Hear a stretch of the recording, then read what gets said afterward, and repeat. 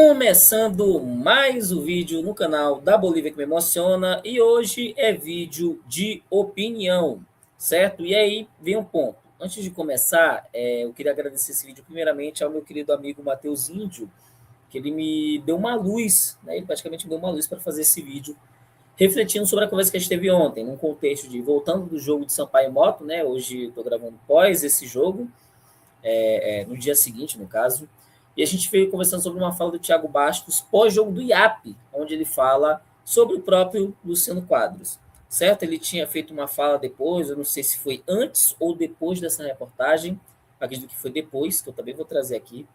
Mas, em resumo, o Thiago Bastos falava muito sobre a situação do Sampaio, que naquela situação estava muito calamitosa, né, de um time que não jogava bem, de um time que não conseguia ter resultado, de um time que até, não que não jogue bem, mas é um time até que parecia ter um estilo de jogo, parecia saber o que tinha que fazer, parecia como tinha que jogar, mas não conseguia converter isso em resultado, o resultado não vinha. É um time até que sabe que tinha ideia de como chegar no ataque, tentava colocar em prática, mas não conseguia. E aí o Thiago Bastos ele traz algumas ponderações, mas aí o Matheus, no resumo dessas ponderações, ele fala, cara, ele está a todo custo tentando colocar o estilo de jogo dele, que é o que o Thiago Bastos também trouxe. Mas aí, qual é o custo disso? Porque o Thiago Bastos, ele coloca o quê? Que será que vai dar tempo? Porque são jogos consecutivos. O Sampaio, de ontem, hoje é dia 22, o Maranhense começou dia 10. 12 dias ele fez 4 jogos. É uma loucura. É jogo atrás de jogo.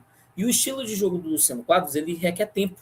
Ele requer que haja treinamento para que os jogadores consigam assimilar, dentro das suas limitações, é claro. Certo? E aí, a partir disso, vem um grande ponto, que é o que vai trazer, que vai ser o fio da meada desse vídeo. Será que vai dar tempo?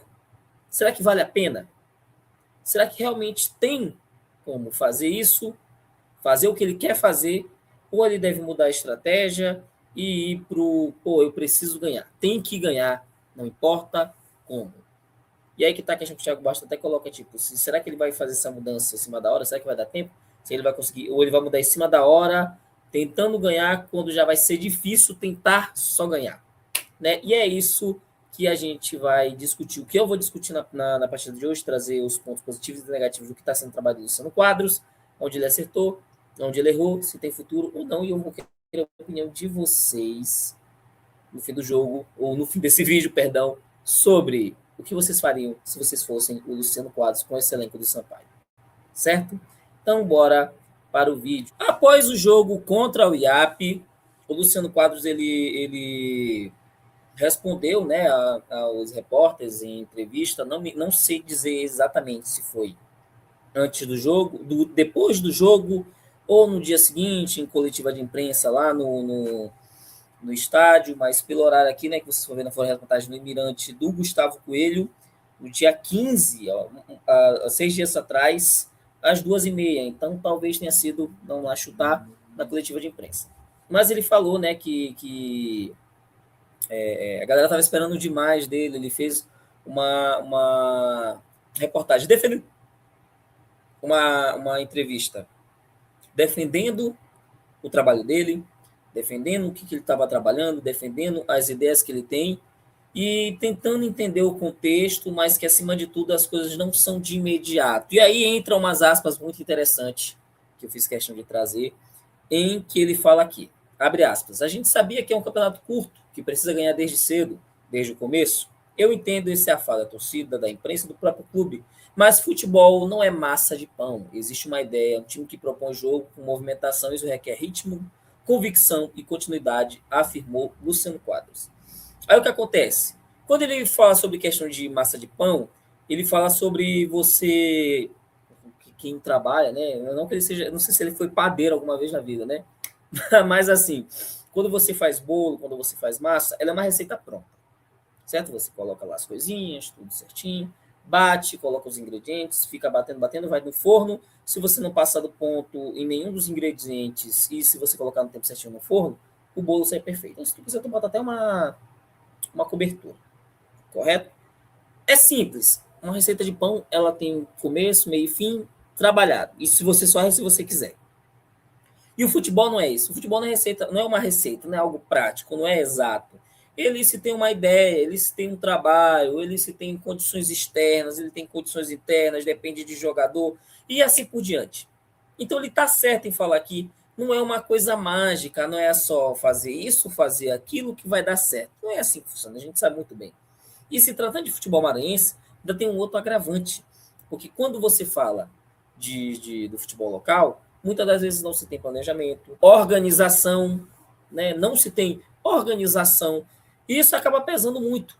Porque no futebol de hoje, que não é uma receita, mas você tem que preparar, né, toda a equipe, você tem que deixar o terreno preparado para as coisas darem certo, para dar frutos, vamos dizer assim, para a árvore crescer, blá blá blá. Se você não deixar tudo a favor para que as coisas dêem certo, vai ficar muito difícil. E no futebol maranhense, no Sampaio, você sabe como que é. A última coisa que a gente faz é deixar todo pronto, o terreno preparado para que a gente possa plantar. Não se planta, não se prepara. Aí se nascer, valeu. Se não nascer, a culpa é minha. A culpa é da torcida. Certo?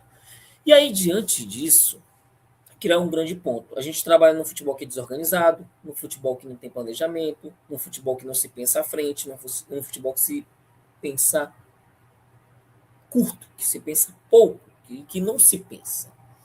E a partir disso, é muito complicado, porque você quer trabalhar, você quer fazer um esquema de jogo, você quer fazer uma coisa, mas você não vai ter continuidade, às vezes você não tem apoio, você não tem condições de fazer isso. E aí requer do treinador entender isso, aceitar ou não, e aceitando, se adaptar, certo? Então ele quer colocar esse ritmo de jogo, ele quer colocar esse estilo de jogo, ele quer fazer o dinizismo dele, né? Só que aí existem várias coisas que não permitem que isso aconteça. E a partir disso a gente vai analisando jogo a jogo para entender, ou relembrar um pouquinho dos jogos, para entender como isso foi acontecendo. O primeiro jogo da temporada, dos 4 que a gente fez, foi contra o Imperatriz, jogo fora de casa, dia 10. Né? O que acontece? É um jogo em que é a primeira partida do ano e o Sampaio ele simplesmente começa bem, 20 minutos espetaculares, e depois o time morre. Certo? O time cai muito de produção, o time decai bastante e o Imperatriz vai crescendo. Crescendo, crescendo, crescendo. E aí é um primeiro ponto que eu consegui analisar. Ele até tem uma ideia, a gente percebe que a partir desse jogo, ele sempre coloca o time para frente. É um time muito ofensivo nos primeiros 20 minutos.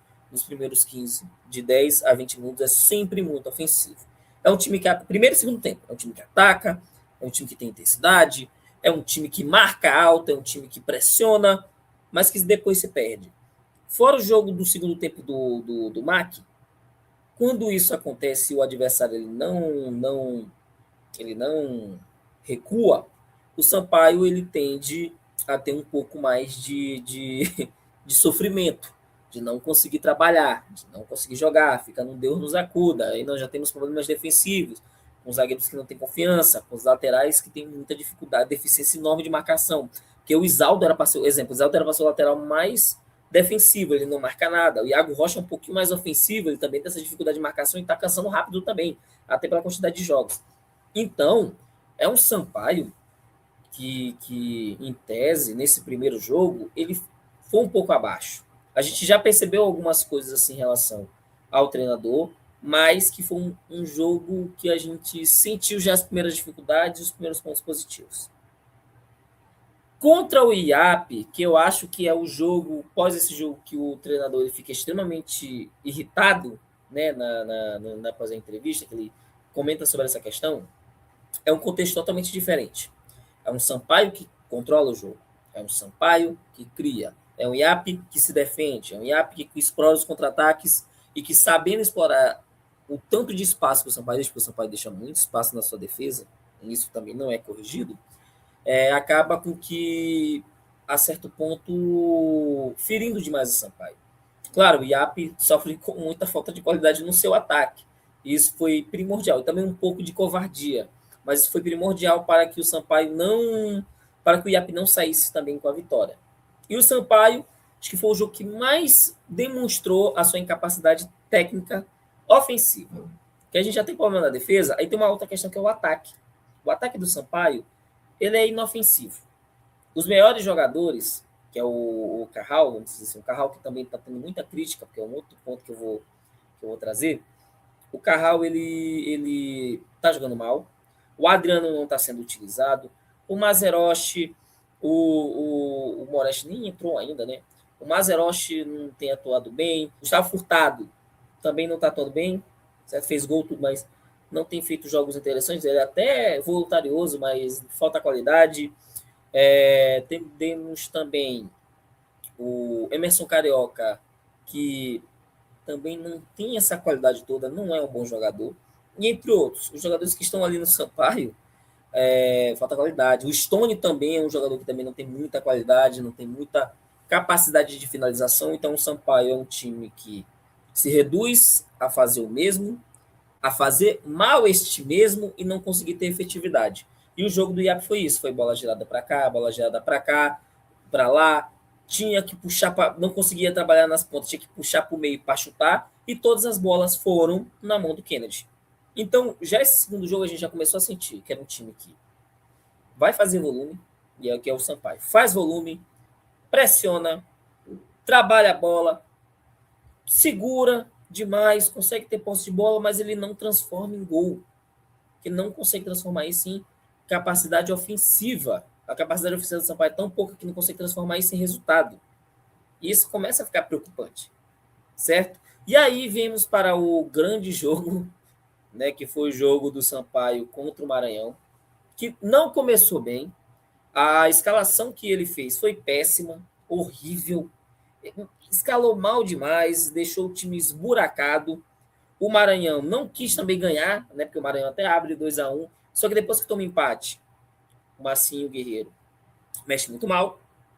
E por mexer mal, o time decai e o Sampaio aproveita muito bem. Porque ao mesmo tempo que ele mexe mal, o Sampaio mexe bem. Ele consegue fazer boas trocas. E aí, a partir disso, o Sampaio aproveita-se dos contra-ataques, o Sampaio aproveita-se dos espaços e das falhas do Maranhão, que o Maranhão deu 2 gols. O Maranhão deu 2 gols para o Sampaio e os outros 2 foram porque o Mac estava mamãe na defesa, né? E aí que entra o grande ponto. Nesses 2 primeiros jogos, e nesse, a gente percebe que o Luciano Quadros, é um dos pontos que eu vou destacar depois, ele tem muita dificuldade de leitura de jogo, né? E aí ele mexe muito mal, ele escala muito mal e mexe muito mal. E aí ele não consegue ter boa leitura de jogo e regularidade naquilo que ele está fazendo, de fazer boas escolhas. De, pô, escalei bem, vou escolher bem. Não é tipo uma situação de tipo, hoje foi um dia ruim que eu escalei mal e mexi mal, ou foi um dia que eu até escalei bem e mexi mal. Mas ele sempre faz isso. Os 4 jogos foram isso. Não teve nenhum momento que ele foi 100% perfeito. E não é tirando mérito, porque se a gente ganhou do MAC, foi muito também por ele, porque ele mexeu bem, ele consertou o time. Mas isso não é contínuo. Certo? Isso não é contínuo. E por fim, o jogo de ontem contra o Moto, que foi um jogo mais pegado. Tem essa história também de gol que acabou não acontecendo, de gol que foi mal impedido, mal anulado. Mas foi um outro jogo que o Sampaio jogou com certo equilíbrio com o Moto, né? Mas teve foi equilibrado, vamos dizer assim. Foi um jogo com mais equilíbrio, onde o Sampaio em certo momento dominava, depois o Moto Clube, depois o Sampaio. Foi um jogo, né, bem aqui, bem meio a meio. Foi um jogo bom, outros 500, mas foi um jogo bem meio a meio, onde o Sampaio também teve chances, onde o Moto também teve chances. Só que aí o Sampaio faz novamente o volume fim de jogo, né, e não consegue converter em gol, porque ele vem para os pontos de um time que acaba sendo mal mexido, as peças sendo mal utilizadas também, e aí o Sampaio não consegue converter porque fica perdido. Fica perdido e fica fazendo tudo a qualquer forma, afobado, e o jogo não anda. A partir disso, vamos para o que realmente eu posso ver de 3 pontos positivos e negativos do nosso querido treinador Luciano Quadros. Vamos lá. Positivamente, ele tem uma ideia de jogo. Isso é óbvio. Ele tem uma ideia de jogo, ele acredita na sua ideia e os jogadores acreditam nessa ideia de jogo.